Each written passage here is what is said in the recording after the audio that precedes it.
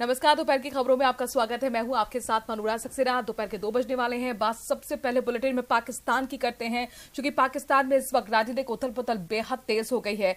इमरान ने गिरफ्तारी की आशंका जताई है और गिरफ्तारी की आशंका जताई इसके बाद उनका कहना है कि जमानत के बाद भी मेरी फिर से गिरफ्तारी हो सकती है। दरअसल इस्लामाबाद हाईकोर्ट के बाहर सुरक्षा सख्त कर दी गई है। इमरान खान की जमानत पर जो सुनवाई हो रही थी उसे रोक दिया गया है।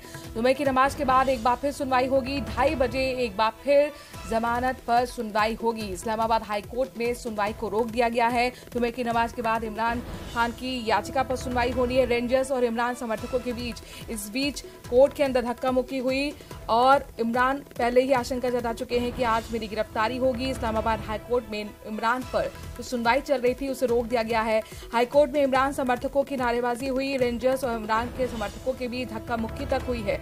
नारेबाजी के बीच जो जज थे वो बीच में उठ के चले गए। जुमे की नमाज के बाद इमरान की याचिका पर एक बार फिर सुनवाई होगी। हालांकि इमरान पहले ही आशंका जता चुके हैं कि उन्हें एक बार फिर गिरफ्तार किया जा सकता है। जमानत के बाद भी एक बार फिर उन्हें गिरफ्तार किया जाएगा, इस तरह की आशंका। और ऐसे में राजनीतिक उथल पुथल पाकिस्तान में लगातार तेज होती हुई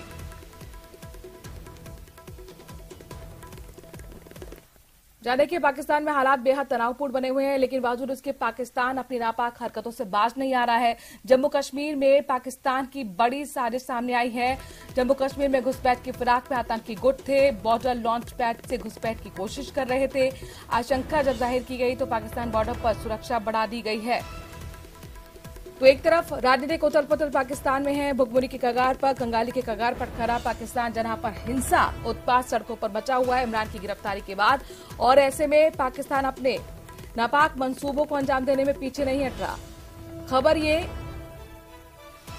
कि घुसपैठ की फिराक में आतंकी गुट थे। बॉर्डर लॉन्च पैड से घुसपैठ की कोशिश की आशंका जाहिर की गई और उसके बाद पाकिस्तान बॉर्डर पर सुरक्षा बढ़ा दी गई है।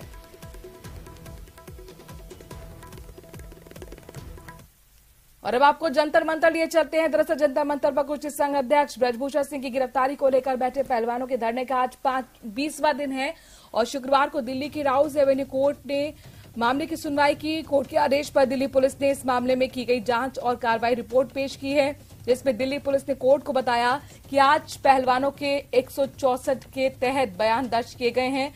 साथ ही बताया कि जांच के लिए एसआईटी का गठन किया गया है। पहलवानों की याचिका पर कोर्ट ने दिल्ली पुलिस के वकील को स्टेटस रिपोर्ट की कॉपी देने के आदेश दिए हैं, जिस पर पुलिस के वकील ने कहा कि स्टेटस रिपोर्ट की कॉपी किसी से भी साझा नहीं की जाए। कोर्ट ने कहा कि वो मामले में इन कैमरा सुनवाई कर सकता है।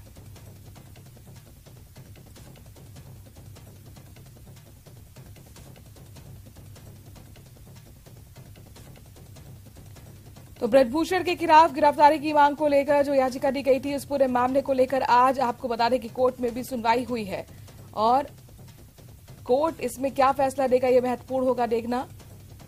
दिल्ली की राउज एवेन्यू कोर्ट में मामले की सुनवाई हुई। कोर्ट के आदेशों पर दिल्ली पुलिस ने इस मामले में अपनी जांच रिपोर्ट पेश की है, अपनी कार्रवाई की रिपोर्ट पेश की है, जिसमें दिल्ली पुलिस का कहना है कि 164 के तहत पहलवानों के बयान दर्ज किए गए हैं। ब्रजभूषण का भी बयान दर्ज किया गया है, जिसमें ब्रजभूषण ने आरोपों को नकारा है। साथ ही बताया कि जांच के लिए एसआईटी का गठन किया गया है।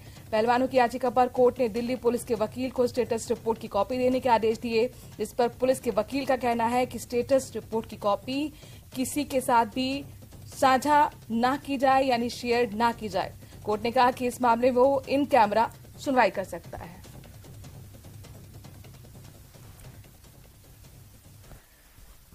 और मुख्यमंत्री अलवर के दौरे पर हैं। कुछ देर पहले बड़ी घोषणा उन्होंने अलवर को लेकर की थी। सुनते हैं मुख्यमंत्री इस बीच यहां पर देखिए लाभार्थियों से बातचीत कर रहे हैं और गारंटी कार्ड जो दिए जा रहे हैं खुद अपने हाथों से कुछ महिला लाभार्थियों को गारंटी कार्ड देते हुए उनसे संवाद करते हुए सुनते हैं क्या कुछ कह रहे हैं।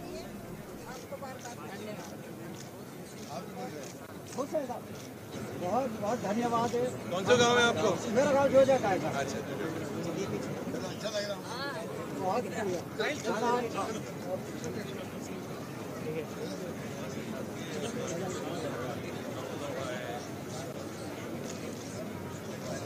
इतनी ज्यादा अपनी गारंटी कार्ड उन्हें दिए गए। पात्रता के मुताबिक जो 10 गारंटी कार्ड है उन्हें दिया जा रहा है। वहां पर मौजूद लोगों को रजिस्ट्रेशन उससे पहले कराना होता है और देखिए एक एक करके तमाम लाभार्थियों से बातचीत कर रहे हैं और मुख्यमंत्री यही जानने की कोशिश कर रहे हैं कि आखिरकार सरकारी जो योजना है उसका फायदा कितना आम लोगों को मिल रहा है। फीडबैक ले रहे हैं मुख्यमंत्री। इस वक्त टपुकड़ा में मौजूद हैं, अलवर का टपुकड़ा, जहां पर मौजूद मुख्यमंत्री महंगाई राहत शिविर का अवलोकन करते हुए, निरीक्षण करते हुए, और देखिए कुछ पैम्पलेट वो लगा के आए हैं बुजुर्ग और वो अपना पैम्पलेट दिखा रहे हैं और ये एक उत्सुकता और जोश यहाँ पर लोगों का और आभार यहाँ पर जो लाभार्थी हैं वो व्यक्त कर रहे हैं मुख्यमंत्री के सामने कि महंगाई राहत कैंप आपने हमारी लगवाया है और इसके जरिए हम जो सरकार की 10 योजनाएं हैं जो यूएसपी सरकार बताती है, अपना दावा करती है, उनका फायदा ले पा रहे हैं।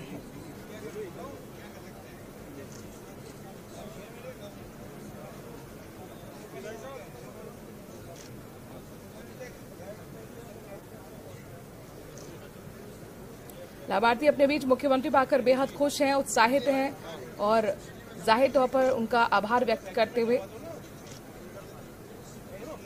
मुख्यमंत्री समझने की कोशिश कर रहे हैं आम लोगों के बीच जाकर, जनता से सीधा संवाद कर कि आखिरकार जो योजनाएं सरकार की तरफ से चलाई गई हैं क्या वो जमीन पर, धरातल पर असर कर पा रही हैं, क्या लोगों तक उनका फायदा पहुंच पा रहा है। क्योंकि मुख्यमंत्री कहते हैं कि सरकार तो कई योजनाएं लेकर आती है लेकिन जिस वर्ग के लिए लेकर आती है कई बार उसे भी जानकारी नहीं होती और हमारा यही मकसद है कि महंगाई राहत कैंप के जरिए लोग सरकार की योजनाओं को समझें और उसका पूरा फायदा उठा सकें। और देखिए यहाँ पर जो बुजुर्ग हैं उनके साथ भी फोटो खिंचवा रहे हैं मुख्यमंत्री और वो बाकायदा पैम्पलेट चिपकाए हुए हैं जिसपे तमाम जो योजनाएं हैं सरकार की उनके बारे में जिक्र है। कुल मिलाकर 10 ऐसी योजनाएं हैं जिनका फायदा आम लोग ले सकते हैं और उन्हीं पैम्पलेट्स को चिपकाए हुए लाभार्थी जिनके पेट थपथपाते हुए मुख्यमंत्री को आपने देखा। चुनावी साल, चुनावी हलचल, पूरी तरह से जमीन पर उतरे हुए मुख्यमंत्री सीधा संपर्क जनता से कर रहे हैं और देखिए बड़ी संख्या में यहाँ पर महिला लाभार्थी मौजूद हैं, उनसे भी संवाद कर रहे हैं और ये साफ तौर पर देखने को मिला है कि जहां महंगाई राहत शिविर का आयोजन होता है वहां पर महिलाएं बड़ी संख्या में इसमें भागीदारी निभा रही हैं। 18 दिन महंगाई राहत कैंप के पूरे हो चुके हैं और 3 करोड़ से ज्यादा अब तक रजिस्ट्रेशन हुए हैं। राजेंद्र शर्मा हमारे संवाददाता जुड़ गए। राजेंद्र, देखिए महिला लाभार्थियों से संवाद कर रहे हैं, क्या कुछ कह रहे हैं मुख्यमंत्री, आप वहां मौजूद है, जरा बताइए। जी, अलवर के टपुकड़ा में मुख्यमंत्री खुद पहुंच गए हैं और अलवर शहर में उन्होंने सभा को संबोधित किया था। उसके बाद यहाँ से टपुकड़ा के लिए पहुंचे हैं जहां पर मुख्यमंत्री अशोक गहलोत खुद जो महंगाई राहत शिविर है उसका अवलोकन कर रहे हैं और जो लाभार्थी हैं उनको फिलहाल मुख्यमंत्री जो अशोक गहलोत हैं उनको राहत कार्ड जो है वो दिए हैं और इसके बाद अब मुख्यमंत्री अशोक गहलोत जो सभा स्थल है वहां पर सभा पे पहुंचेंगे और सभा स्थल पर लोगों को संबोधित करेंगे। अलवर में अगर मुख्य रूप से बात की कही जाए तो मुख्यमंत्री अशोक गहलोत ने अलवर में एक संभाग बनाने की जो घोषणा की है, उन्होंने कहा कि अलवर को संभाग बनाया जाएगा और उसके बाद जो अलवर का जो 3 जिले हैं अलवर में वो बनाए गए हैं, इसके लाभ जनता को मिलेगा। इसके अलावा पांडुपोल जो भरतपुरी क्षेत्र है, सरिस्का का इलाका है, वहां पर पांडुपोल के जो दर्शनार्थी थे उनसे टिकट लिया जाता था, अब वह उसको फ्री करने की जो घोषणा है वो मुख्यमंत्री अशोक गहलोत ने की है।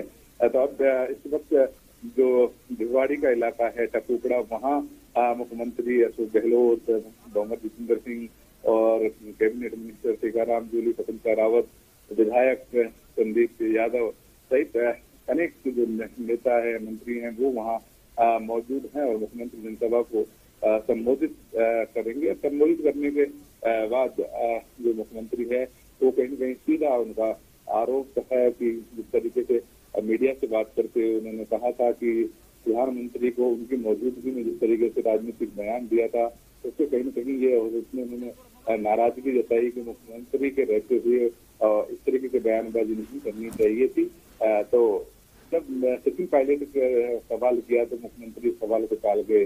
तो कहीं कहीं मुख्यमंत्री का सीधा कहना है कि उनका फोकस महंगाई राहत जो शिविर है उन पर है, तो महंगाई राहत जनता को अधिक से अधिक लाभ देने की बात कह रहे हैं और इसका फायदा और भी वो कह रहे हैं कि इसका फायदा उन्हें उनकी सरकार को मिलने वाला है, उनकी सरकार दोबारा रिपीट करेगी।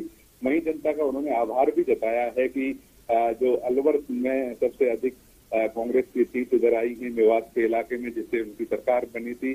तो उनका कहना है कि अब की बार भी उन्हें उम्मीद है कि मेवात का जो अंचल है यहाँ कांग्रेस दोबारा बाजी मारेगी और सरकार रिपीट होगी। राजेंद्र, हम महंगाई राहत कैंप में अभी मुख्यमंत्री को देख रहे हैं, कितनी देर रुकने का यहाँ पर कार्यक्रम है और सभा स्थल यहाँ से कितनी दूर बनाया गया है जहाँ पर जनसभा को संबोधित करेंगे मुख्यमंत्री? जी, महंगाई राहत शिविर और वहाँ थोड़ी दूरी पर है और जैसे ही शिविर से निकल करके मुख्यमंत्री सभा स्थल पर जाएंगे, सभा स्थल पर जो वक्ता हैं वो संबोधन दे रहे हैं। तो मुख्यमंत्री यहाँ से, क्योंकि अब दूसरी जगह भी उनको जयपुर के महासापुरा के पास में मुरलीपुरम कार्यक्रम है, वहाँ पर मुख्यमंत्री जी जाएंगे। तो अभी भी काफी दिन है, तो लेकिन मुख्यमंत्री जी है पूरा टाइम, जैसे अलवर में पूरा टाइम दिया, लोगों से मिले, वन टू वन जनता से मिले और कार्यकर्ता हैं तो पुराने कार्यकर्ता हैं उनसे मिले, उनकी बातचीत की, जनता के बारे में फीडबैक लिया। साथ ही उन्होंने कांग्रेस के नेताओं से, सभी विधायक, मंत्री, पूर्व नेता और पार्टी के पदाधिकारी। देखिए, मुख्यमंत्री का कनेक्ट करने का अपना एक तरीका है। जब यहाँ पर भी लोगों से बातचीत कर रहे हैं तो किसी के पीठ थपथपा रहे हैं, किसी के कंधे पर हाथ रख रहे हैं और ये बताने की कोशिश कर रहे हैं कि मैं आपके लिए आया हूं, मैं आपकी सेवा के लिए हमेशा तत्पर हूं और मेरा मकसद यही है कि आप इन कैंपों के जरिए किस तरह से फायदा ले सकते हैं। ये एक कनेक्शन का तरीका है मुख्यमंत्री गहलोत का।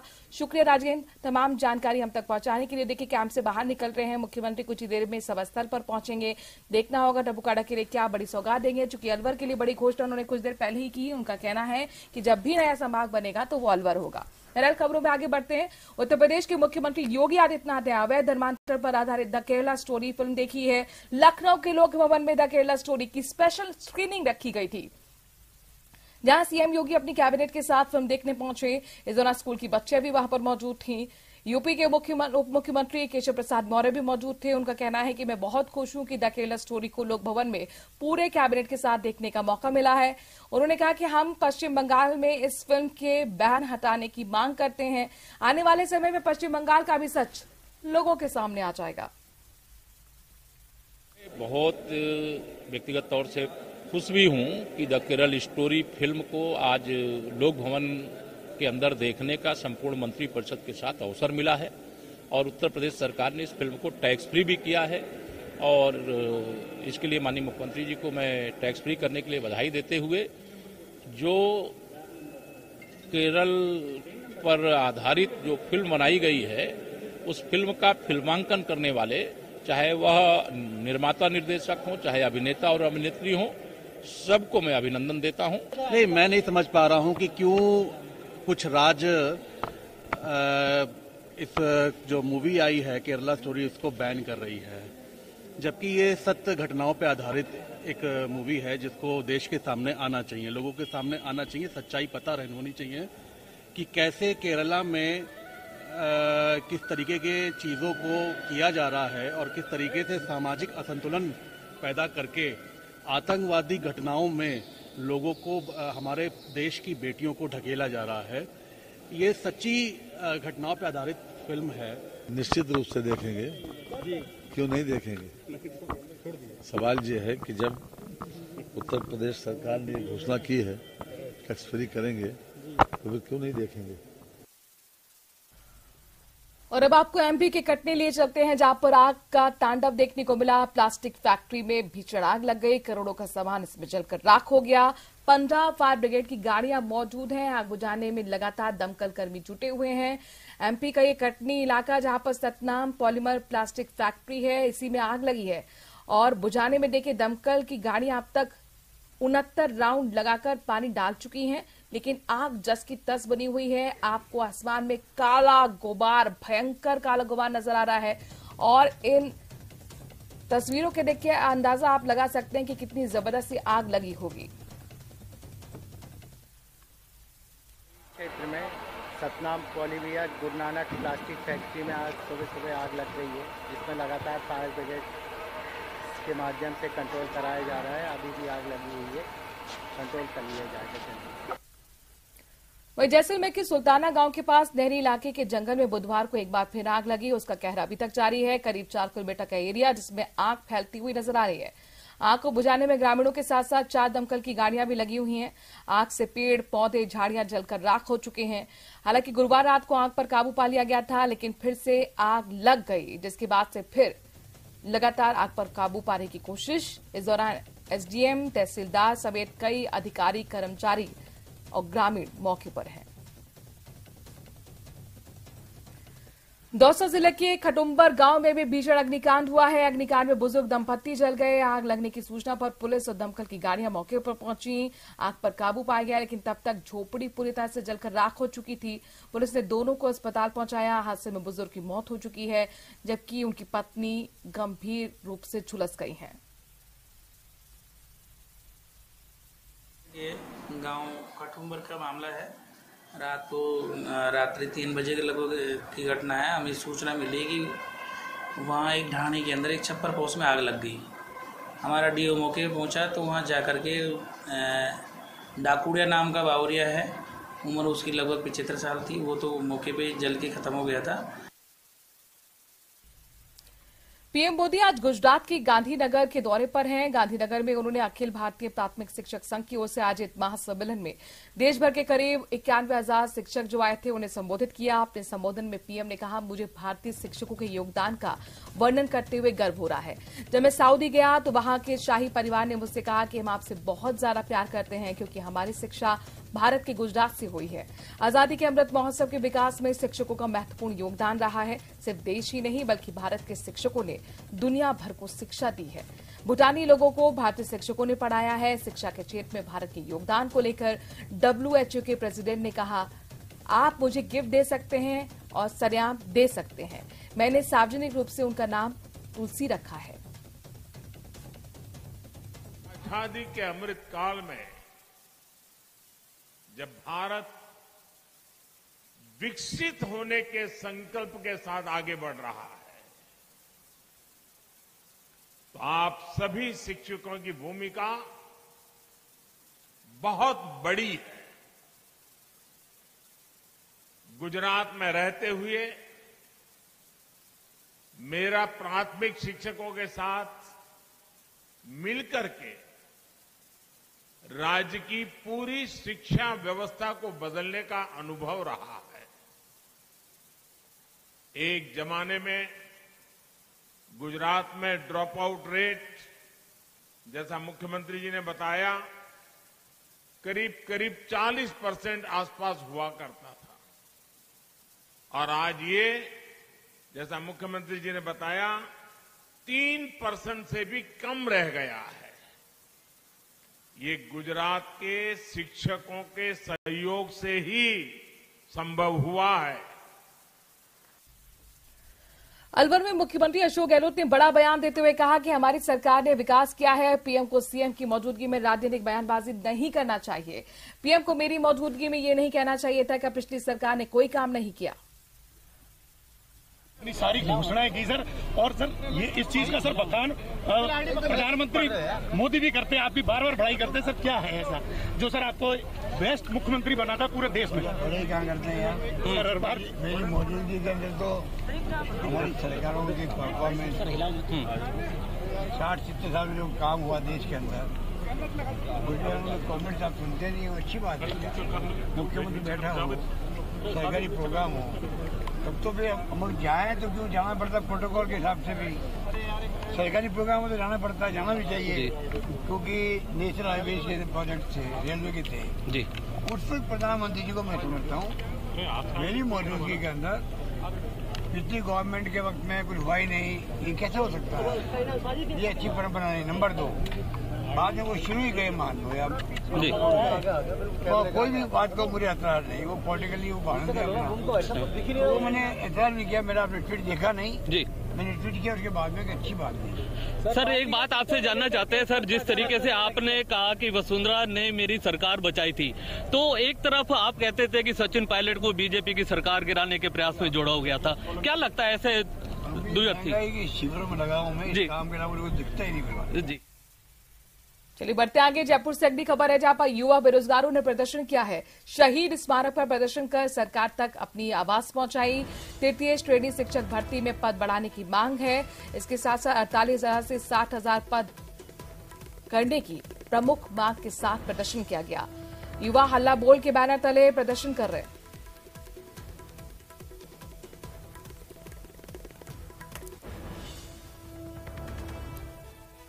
वहीं जयपुर में भी एबीवीपी का प्रदर्शन देखने को मिला है। राजस्थान यूनिवर्सिटी में हल्ला बोल प्रदर्शन, एबीवीपी के कार्यकर्ता प्रदर्शन कर रहे हैं। 7 मांगों को लेकर प्रदर्शन किया जा रहा है। वीसी सचिवालय में घुसे छात्र हंगामा करते हुए नजर आए। मौके पर पुलिस जाब्ता तैनात कर दिया गया है। राजधानी जयपुर की राजस्थान यूनिवर्सिटी में आज अखिल भारतीय विद्यार्थी परिषद के कार्यकर्ता वाइस चांसलर के दफ्तर का घेराव करके प्रदर्शन कर रहे हैं। ये नजारा है वाइस चांसलर दफ्तर का, जहां पर वाइस चांसलर के खिलाफ लगातार यहां पर नारेबाजी की जा रही है। पिछले कुछ दिनों से लगातार एबीवीपी ज्ञापन दे रही है, लेकिन कोई सुनवाई नहीं होने की वजह से आज वाइस चांसलर दफ्तर का घेराव करके यहां पर प्रदर्शन किया जा रहा है। हमारे साथ में इकाई के सचिव रोहित मीणा मौजूद है। रोहित, क्या मांगे जिन लोगों को लेकर के प्रदर्शन कर रहे हैं आज आप? हमारी 7 सूत्रीय मांगे हैं। इसके अंदर हमारे विश्वविद्यालय के अंदर जो वाटर कूलर खराब है वह सही होने चाहिए। जहाँ पे नए वाटर कूलर की जरूरत है वहाँ पे नए वाटर कूलर लेने चाहिए। हम बच्चों के लिए और आम छात्र के लिए पानी की मांग करें, विश्वविद्यालय से कोई बड़ी मांग नहीं करें। धारा 370 खत्म होने के बाद जम्मू कश्मीर में बदलाव का बड़ा दौर देखने को मिल रहा है और इस बदलते दौर के गवाह अब G20 देशों के प्रतिनिधि भी बनेंगे। 22 से 24 मई तक चलने वाले इस सम्मेलन के लिए राजधानी श्रीनगर को नया रंग रूप दिया जा रहा है। पिछले 37 सालों में कश्मीर में होने वाले पहले बड़े अंतर्राष्ट्रीय आयोजन को लेकर जोरदार तैयारियां चल रही हैं। शहर अब एक नया बुलेवार्ड रोड प्राप्त करने के लिए पूरी तरह तैयार है। डल गेट से डल झील के साथ प्रसिद्ध मुगल गार्डन तक सड़कें, साइकिल ट्रैक, शानदार ड्रेनेज सिस्टम तैयार किया जा रहा है। श्रीनगर के व्यापारिक केंद्र लाल चौक को भी नया रूप मिल रहा है। ऐतिहासिक घंटाघर के जीर्णोद्धार के बाद महत्वपूर्ण अपडेट के लिए नई घड़ियां, नई छत की सजावट और नई तकनीक का डिस्प्ले भी तैयार किया जा रहा है। इस सम्मेलन को लेकर स्थानीय लोगों में जबरदस्त उत्साह देखा जा रहा है। लोग श्रीनगर में G20 शिखर सम्मेलन की मेजबानी जैसी पहल का स्वागत कर रहे हैं। वो जानते हैं कि अंतर्राष्ट्रीय शिखर सम्मेलन कश्मीर को वैश्विक पर्यटन मानचित्र पर लाएगा। G20 मीटिंग जो इस महीने होने वाली है टुवर्ड्स दी थर्ड जो 20th के बाद में होने वाली है यहाँ पे, उसके लिए सिटी में जो हमें इसके लिए तैयारी करनी थी, that included broad sprucing up of all the areas which are concerned. हमारे एयरपोर्ट रोड को, हमारे फ्लाईओवर्स की इम्प्रूवमेंट, हमारे जो कंसर्न लेफ्ट रिवर बैंक पड़ता है, हमारा MA रोड है, हमारा गुप्कार एरिया है, इसी तरीके से जो डल का एरिया है या SKICC जहाँ वडोदरा की 18 साल की लक्षिता शांडिल्य एथलीट वर्ग में दक्षिण कोरिया में होने वाले अंडर 20 एथलीट खेलों में भाग लेने वाली हैं। गुजरात से इस प्रतियोगिता में हिस्सा लेने जा रही लक्षिता ने 2 अंतर्राष्ट्रीय सहित कुल 25 पदक जीते हैं। लक्षिता शांडिल्य गुजरात की एकमात्र एथलीट हैं जो दक्षिण कोरिया में 4 जून से 7 जून तक होने वाले अंडर 20 प्रतियोगिता में भाग लेंगी। लक्षिता अपनी पढ़ाई के साथ साथ प्रतियोगिता के लिए कड़ी मेहनत कर रही हैं।